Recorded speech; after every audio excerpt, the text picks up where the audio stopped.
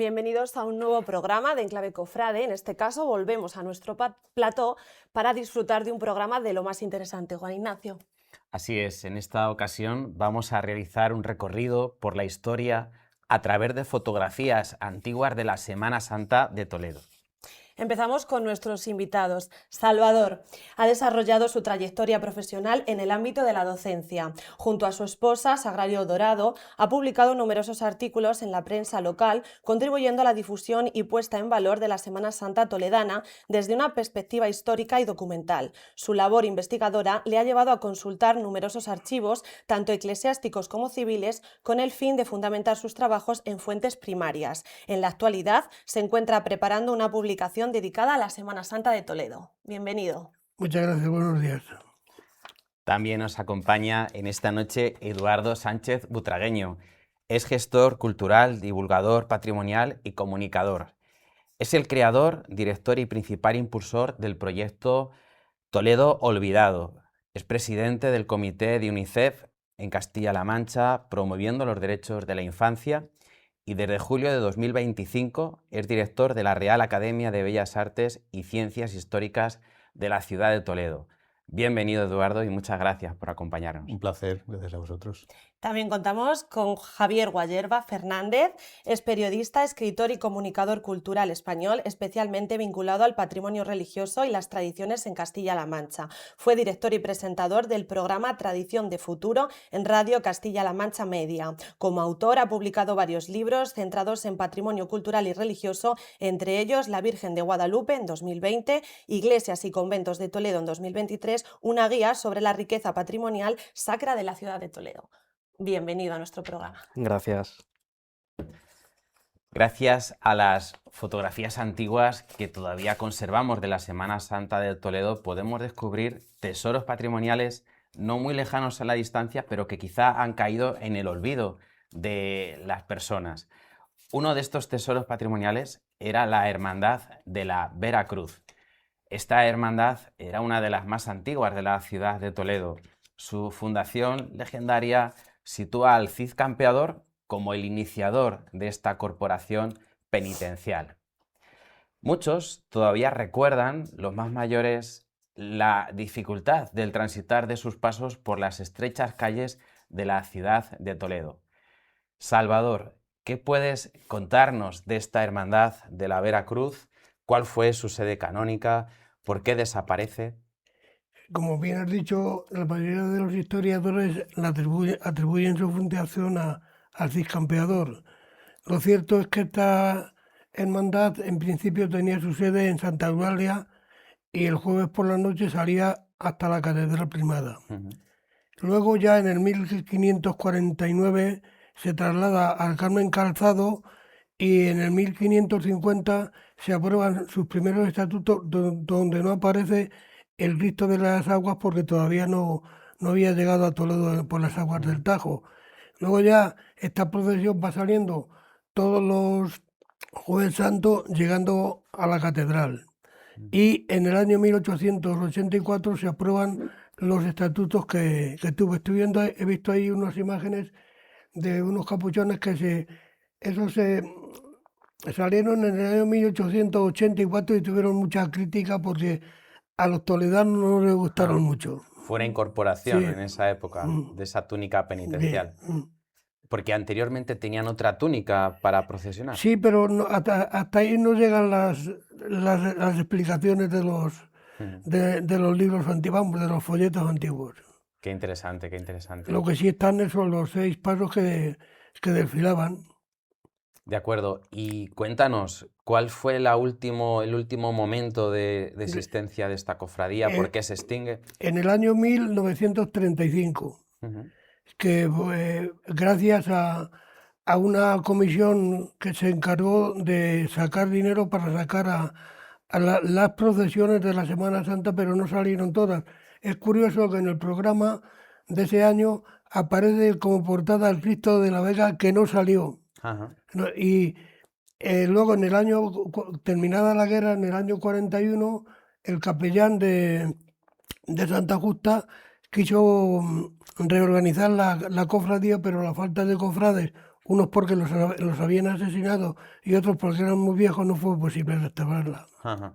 ¿Y cuál era el día en el que procesionaba esta cofradía de la Veracruz? El Jueves Santo. Era en la jornada en la que la cofradía procesionaba. Si salía del Carmen Calzado, bueno, luego después, en el 1810, como consecuencia de la acción Ujú. destructora de las tropas napoleónicas, se traslada al Carmen Calzado, perdón, a la iglesia de la Magdalena, que se cerró, por cierto, en el 2002, Ujú. y ahí estaban el Cristo de las Aguas, la Virgen de las Angustias y el Nazareno. Y los Ujú. otros tres pasos que salían estuvieron en la antigua iglesia de San Marcos, donde hay un centro cultural en la actualidad. De acuerdo. Por lo que explicas, entiendo que en su procesión representaba diferentes momentos de la Sí, pasión, una narración de la pasión. la elevación la elevación de la cruz, el encuentro con la Verónica, un Nazareno, la Dolorosa, el Cristo de las Aguas y el Lignum Crucis. Por cierto, es curioso que la mayoría de los pasos eran llevados por portadores, que llegaban a cobrar, un año llegaron a cobrar 176 pesetas, pero es que en el año 1919 se levantan porque estaban cobrando 2 pesetas, pero quieren cobrar una o una más, y entonces ya estaban en la Magdalena, hasta que se llegan de acuerdo, pero salieron.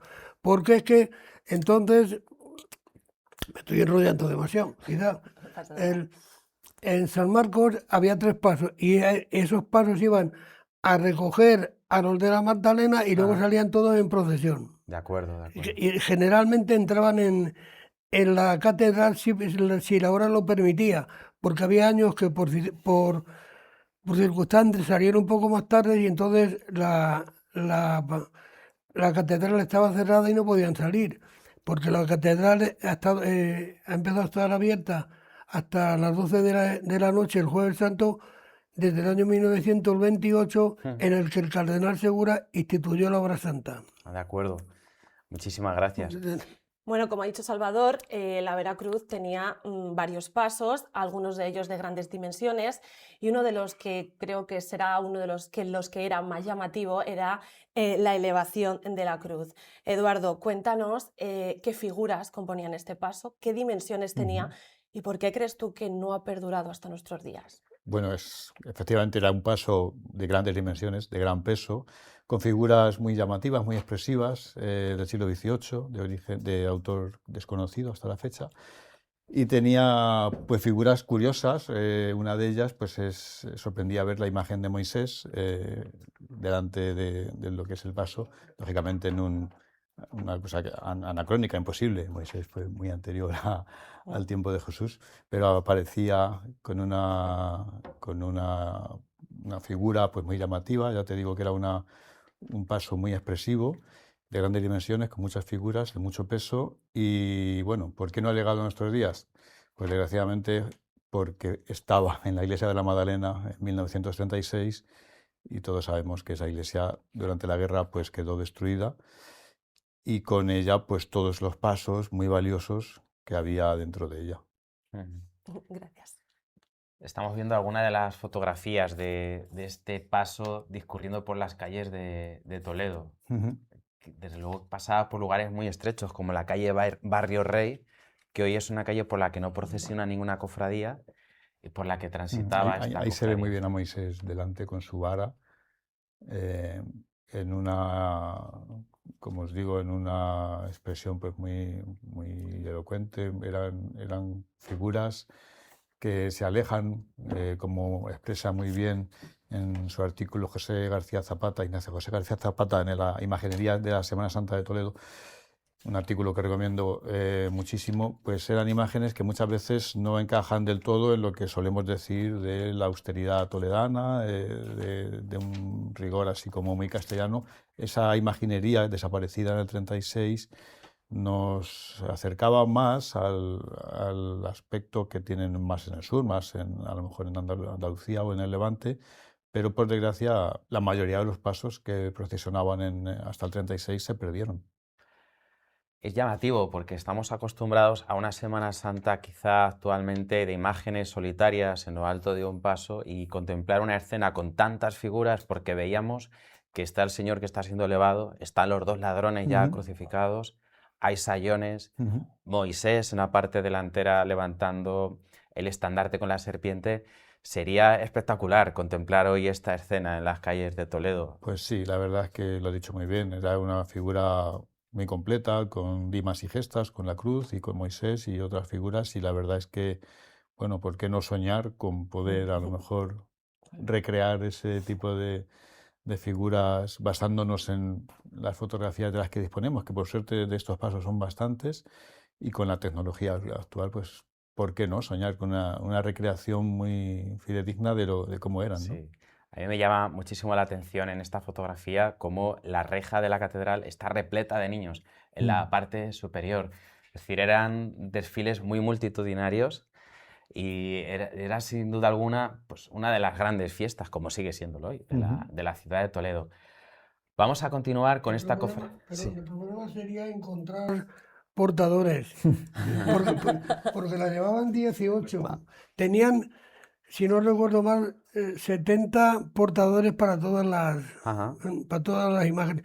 Porque, perdón, por el Cristo de las Aguas le llevaban señores ilustres Ajá. y el Linum Crucis le llevaban 8 monjes del Carmen Calzado. Perfecto. Sí, es cierto que recuerda mucho, como bien decía Eduardo, pasos que procesionan en Levante. A mí me recuerda mucho a pasos de la Semana Santa murciana, incluso dando un salto un poco más allá a Sicilia, a los pasos de Trapani, que utilizan figuras que están realizadas con diferentes materiales. Tienen en madera la cabeza, las manos, pero usan luego telas encoladas, corcho, para aligerar. Bueno, pues quizás sea uno de los caminos que se pueda seguir ahora en el siglo XXI, en la Semana Santa de Toledo. ¿Por qué no? Uno de los pasos que también procesionaba la Veracruz era el Cristo de las Aguas, que era como el titular principal de la cofradía. Javier, ¿qué nos podrías contar del Cristo de las Aguas, de su origen, de su aspecto? Es un Cristo legendario, ¿no? Es un Cristo que tiene leyenda como tantas otras historias e imágenes de la ciudad de Toledo. Un Cristo que, según cuenta esa leyenda, esa tradición, llegó a la ciudad por las aguas del río Tajo, en una caja de madera tosca en la zona del puente de Alcántara. Hay un acta del Cabildo de la Cofradía de la Veracruz de 1563, del 26 de octubre, en la que se recoge cómo toda la cofradía y las autoridades, tanto civiles como eclesiásticas de la ciudad de Toledo, bajan a orillas del Tajo porque esa caja, cuando se acercaban los fieles, los curiosos, los pescadores, los azacanes, para cogerla, abrirla y ver qué había en su interior, pues la caja se iba a la otra orilla. Era una caja inquieta, podemos decir. No se dejaba coger, no se dejaba descubrir, ¿no? Hasta que baja la autoridad eclesiástica en ese mes de octubre del año 1563, siglo XVI, según cuenta la leyenda. Al abrirla, dejó abrirla por el hermano mayor, por el presidente de la cofradía de la Veracruz, y el Cristo apareció en ese cajón de madera con una inscripción, con un documento en el que decía: soy para la Veracruz de Toledo. Y esa es la leyenda, hasta donde sabemos, conocemos, y la tradición oral ha ido engranando esta historia en torno al Cristo de las Aguas. De acuerdo. De esta imagen se conservan varias fotografías, algunas muy interesantes. Eduardo, gracias a la labor que realiza en Toledo Olvidado, ha podido rescatar muchas de ellas. Por lo tanto, podemos hacernos una imagen muy cercana de cómo era, de cuáles eran sus características. ¿Qué os parece esta imagen? ¿Cuál podría ser su origen a la hora de la ejecución, de la procedencia? Es una imagen, ¿no?, también que usa el pelo natural, con una peluca, con esos postizos tan dados en la imaginería del barroco, como se usaba marfil para hacer dentaduras, el cristal para hacer ojos, el pelo natural para hacer esas pelucas, y de alguna manera acercar esa iconografía, acercar la imaginería a los fieles, ¿no? Que es un poco el objetivo de la Semana Santa y de este tipo de imágenes, ¿no?, que tienen esa unción sagrada que se consigue a través de esos postizos, como el Cristo de las Aguas, un Cristo crucificado en su cruz, con ese pelo natural. También es importante las piezas de orfebrería. Ahí le vemos procesionando curiosos que ya hemos comentado anteriormente, esos nazarenos, esos con ese capirote, nazarenos con capa, también muy Sí. ligada en la Semana Santa andaluza a esas cofradías de barrio, a esas cofradías más populares, y que chocaría un poco con la idea que tenemos hoy de una hermandad de la Veracruz. Una hermandad de la Veracruz hoy, si acudimos a diferentes puntos de España donde existen, y se supone que son todas beben de la que fue la matriz, que fue Toledo, ¿no? Podemos decir, pues son hermandades de negro, hermandades serias, rigurosas. Y aquí en Toledo es curioso, ¿no?, cómo sus nazarenos, cómo sus penitentes llevaban esa capa, como decimos, asociada a las hermandades más populares y de barrio. Un Cristo con piezas de orfebrería importantes, con sus 3 potencias, un Cristo también, bueno, pues que nos llama a la contemplación, a la oración, y de alguna manera que intenta conmover al fiel. Sí, la imagen no se conserva actualmente, ardió en el incendio de Ardió, la ardió. Magdalena, eso Mm. es. Sí, sí que hay una imagen en un convento sevillano, en el convento de Santa Paula. Eso es, en el convento de Santa Paula, en un retablo propio. Es un convento muy conocido por sus mermeladas y su elaboración de dulce. Santa Paula también por sus bordados, por sus procesiones claustrales en la intimidad de la comunidad religiosa, como celebran su Semana Santa con un pequeño paso de palio, con una pequeña Virgen, con un pequeño Cristo en el claustro del convento. Y este Cristo de las Aguas es muy similar, ¿no? Tiene también, en cuanto a ejecución, podemos decir, entre comillas, indígena, ¿no? Nos recuerda a esos Cristos también de maíz, de pasta, no tallados en madera, que aquí en la provincia creo recordar que Torrijos tiene como patrón y venera a un Cristo de estas características, y en Sevilla tenemos un Cristo de las Aguas parecido al toledano, que, recapitulando lo que llevamos hablado, pues también podría servir para copiar como germen y recuperar en Toledo esa hermandad de la Veracruz. Por ejemplo, la de Sevilla, sabemos que hay una familia toledana importante que procesiona con la Veracruz de Sevilla como reminiscencia, ¿no?, de ese pasado de la Veracruz toledana.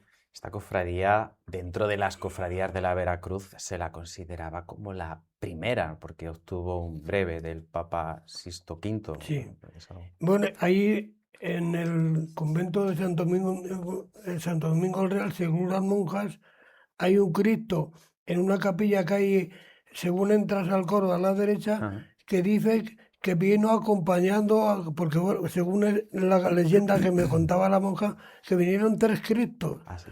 El Cristo del que estamos hablando, el que tienen ellas, y otra que creo que era del Paular. Ajá. Lo que pasa es que esta monja se salió del convento y ya no he podido localizarla. Bueno, y pasamos, si os parece, ahora a Viernes Santo, que también son varias las hermandades y cofradías que realizan su estación de penitencia ese día. En Toledo tenemos el paso del Descendimiento, que es un paso que se ha conservado prácticamente intacto a lo largo del tiempo, que ya Gustavo Adolfo Bécquer lo pudo ver procesionando por las calles de Toledo. Eduardo, háblanos un poco de ese paso. Pues es, yo diría, el paso más valioso y más emblemático de nuestra Semana Santa. Es de los pocos que se ha conservado antiguos. Si uno hace un inventario, que lo van a hacer, un inventario de los pasos que había desfilando en Semana Santa en Toledo en los siglos pasados, prácticamente todos desaparecieron, salvo este, de los antiguos. Y la verdad es que es una joya. Y como bien decías, fue escrito por Gustavo Adolfo Bécquer en 1869, y creo que es bonito leer cómo lo describió el propio poeta. Decía: las imágenes de las andas se dibujan confusas y asemejan gentes vivas que miran y ven con sus ojos de vidrio, causando la impresión de algo que, semejante a la visión del sueño, flota entre el mundo real y el imaginario. El Cristo del Descendimiento se balancea suspendido en el aire. Las ropas de los que lo bajan se agitan al soplo del viento. La ilusión es completa. Qué bonito, ¿no? Tener una descripción así de maravillosa, escrita por nada más y nada menos que Gustavo Adolfo Bécquer en 1869, y poder verlo hoy en día también, como lo vio él, el mismo paso en las mismas calles. Pues eso es un lujo que tenemos en la ciudad y que hay que disfrutar, ¿no? Lo que hablábamos antes de volver a los pasos tan grandes, auténticos retablos, gracias a los cofrades que tienen el sentimiento, que son todos jóvenes, porque pues para llevarle por las calles de Toledo, sobre todo el hombre de palo, y me parece que son 3 turnos los que tienen.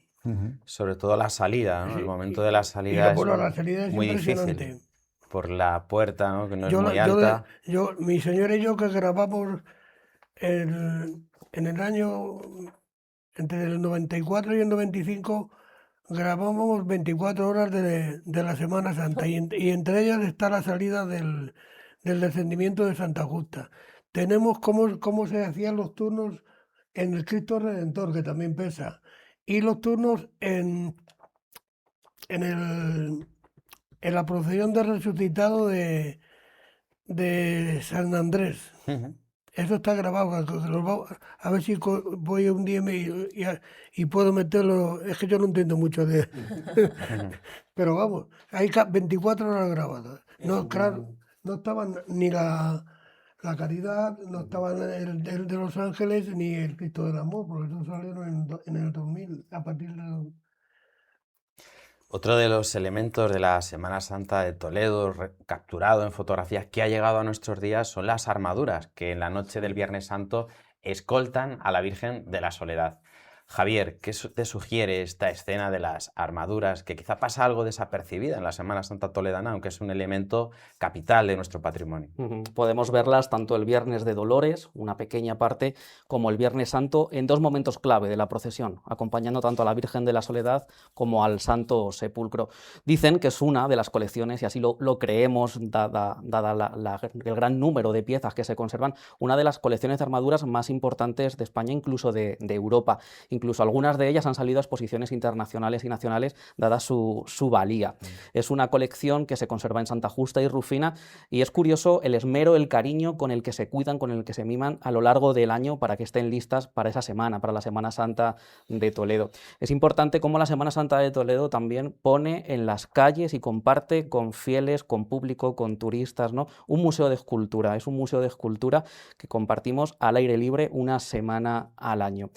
Es curioso también cómo estas armaduras no se ciñen solamente a la concepción que podemos tener en la cabeza de un soldado, de un armao, ¿no? Sino que existen armaduras también, estamos viendo en la imagen, para un caballo, para un jinete a caballo, que es muy, muy curioso cómo ha llegado a nuestros días esa armadura, y también para infantes, para pequeños, para niños, armaduras más pequeñas. Entre las más llamativas, la mayoría son del siglo XVI, XVII, existe una que es maravillosa, que hace alusión al dogma de la Inmaculada Concepción. Vemos en una armadura en el pecho repujado, tallado, cincelado, ¿no?, por la maestría del punzón del orfebre, una especie de grabado de una Inmaculada en el pecho de una de esas armaduras, y es una de las más llamativas y de las más curiosas y de mayor valor de esta colección, que se encuentra en Santa Justa y Rufina. Bueno, nuestro recorrido por la Semana Santa acaba en la Pascua. Son muchas las parroquias de nuestra archidiócesis que celebran esta tradición. Y ¿cómo se celebraba, Salvador, la Pascua en Toledo hace un siglo? Bueno, anteriormente, hasta el año 1835, en que desaparecen las comunidades religiosas, el sábado santo, el sábado de gloria, entonces, se predicaba un sermón que se titulaba Jesús en el sepulcro, que generalmente era predicado por un fraile de alguna de las órdenes que había, quitando los jesuitas, porque los jesuitas no estaban aquí porque después de la expulsión de Carlos III no llegaron hasta 1903, y se decían las horas y luego la liturgia era muy parecida a la actualidad. O sea, porque lo importante sin duda del Sábado Santo, aparte de que es la vigilia pascual, es el canto, los corderos de los monaguillos que entregan al cabildo, y que es una tradición secular. Y luego también, aunque yo nunca he asistido, la quema de los Judas. Yo nunca he asistido, pero sé que ahora se hace en la cornisa. Antes se hacía en el barrio de Santo Tomé y en Palomarecos, que es como un castigo a Judas por haber traicionado a Jesús. Eso es, yo creo que es San Antonio, la plaza de San Antonio. ¿De qué año más o menos podría ser esa fotografía? Puede ser el 50. 50 y tantos, Los 52, yo creo. 52. Es una foto de Robert Frank, Sí. muy bonita. Estamos hablando de uno de los fotógrafos más importantes de la historia de la fotografía, con una historia curiosa. Esa foto fue publicada en un libro de Robert Frank en Nueva York como si hubiera sido tomada en Valencia. Anda. Pero bueno, por suerte Sí, ve, ahí está el fondo estábamos algunos toledanos al donde loro estaba la y antigua dijimos, carnicería. dijimos Es eso. Toledo. Es Toledo. Y el propio Robert Frank, que aún vivía cuando se publicó el libro, no recordaba dónde lo había tomado. Y dijo, pues si esos días anduve por Valencia también, pues Valencia. Pero no, estuvo en Toledo y luego, pues por suerte, pudimos contactar con él y con su gestor y aparecieron varias fotos más, la secuencia entera de su viaje a Toledo. Y otra cosa curiosa es que como se decía la misa por la mañana, porque hasta el año 1955 toda la Semana Santa se hacía por la mañana. Luego viene el orden de que se publica y empieza a realizarse en las horas que debían. Bueno, pues cuando llegaba el momento de Gloria in excelsis Deo en la catedral, repicaban las campanas y tenían que repicar todas las campanas de conventos y de iglesias a la vez. Pero mira por dónde en el año 1740 pues hubo algún convento, alguna iglesia que se adelantó y el cabildo se puso y entonces reclamó que tenían que llegar a un acuerdo. Eduardo, fotos antiguas que se tengan de la Semana Santa, ¿cuáles son las más antiguas o las que recuerdas o más destacadas? Pues mira, las más antiguas son todavía del siglo XIX, lo cual las convierte en muy valiosas. Son del año 1897. Fueron publicadas en la revista Nuevo Mundo y la curiosidad que tengo que contaros es que hace muy poquito, en el último libro que publiqué, pude comprobar que las habían tomado nada menos que los hermanos Álvarez Quintero, Joaquín y Serafín, porque ellos en ese artículo que se publicó en la revista Nuevo Mundo, firmado con el seudónimo del Diablo Cojuelo, el Diablo Cojuelo eran ellos.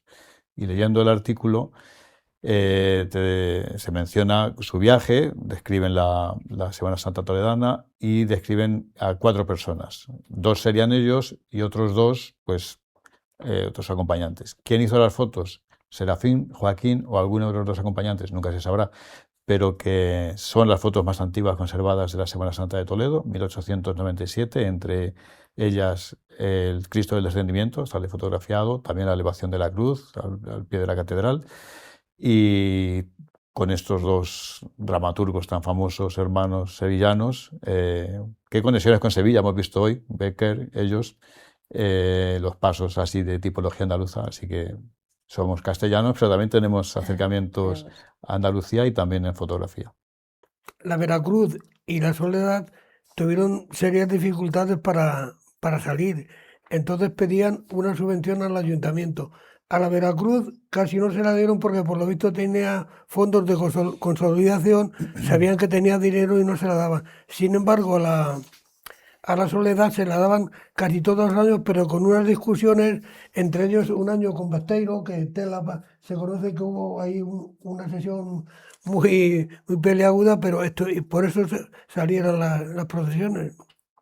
Esos problemas de costes altos por sacar los pasos han estado presentes, bueno, siguen Hasta hace ahí. poco la Soledad, que la Virgen de las Angustias y el Descendimiento no pudieron sí. salir porque el coste era de 100.000 pelas. El mismo, eso es, el Cristo del Descendimiento dejó de salir en los años 70 Estuvo 5 años sin por salir. esos elevados costes y Por- ese es el origen de la creación de la nueva cofradía del Cristo Claro. del Descendimiento, que un grupo de jóvenes ligados al colegio Sadel pues se agruparon para sacar el Sociedad Cristo Anónima de Estudiantes Libres. en el 81, si mal no recuerdo. Sí, En el 81 lo sacaron y luego se constituyeron en Hermandad Cofradía en el 91, pero el origen de su conformación es los problemas que tenía el Cristo para salir porque no había que tenía dinero para pagar a los portadores en los años 70. la Cofradía de la Soledad, que era, estuvieron sin salir desde el 71 hasta el 80, perdón, 75, Ujú. por el coste que había. En los días de Cuaresma y Semana Santa, los misterios que celebramos salen a nuestras calles. Toledo y los pueblos de la archidiócesis se convierten en auténticos templos al aire libre.